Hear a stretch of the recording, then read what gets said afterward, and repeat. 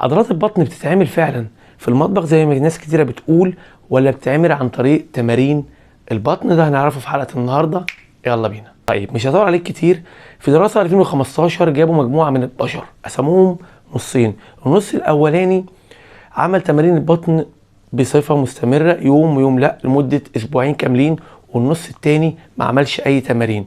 المجموعتين دي ودي الاتنين كانوا نفس القيمة الغذائية أو كانوا نفس عدد السعرات الحرارية بالظبط.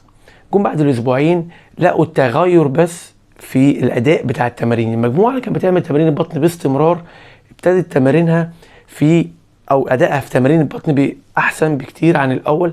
قدرت تعمل تمارين بطريقة سهلة عن المجموعة التانية لما حاولوا يعملوا التمارين بعد أسبوعين. فلاقي الأداء الرياضي للتمارين البطن أحسن، والكور أو منطقة الوسط بقت أقوى.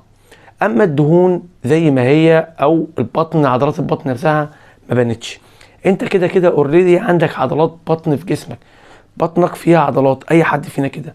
بس تمارين البطن بتقويها وبتخليها شكلها قوي، بس في نفس الوقت عندك طبقة من الدهون حوالين العضلات دي، فانت لازم تحوش الطبقة دي عشان خاطر تقدر تبين العضلات اللي تحتيها.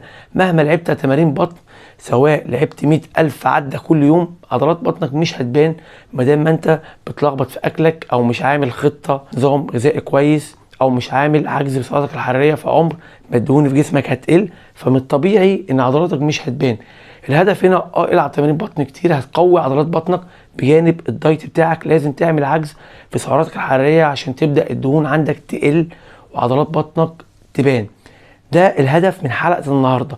اعمل دايت كويس محسوب السعرات الحرارية، يكون فيه الفات او دهون قليلة، الكارب تكون قليلة، بروتين عالي عشان العضلات تبدأ تكبر. وفي نفس الوقت العب تمارين بطن يوم ويوم، يوم ويوم لا. بعد فترة قصيرة من الزمن اوعدك هتلاقي عضلات بطنك دي متفرتكة. كده خلص موضوع حلقة النهاردة او فيديو النهاردة. اتمنى الفيديو عجبك تعمل اشتراك في القناة، سبسكرايب في القناة، وتفعل زر التنبيهات، وتعمل لايك للفيديو. وافتكر دايما انك لازم تكون احسن.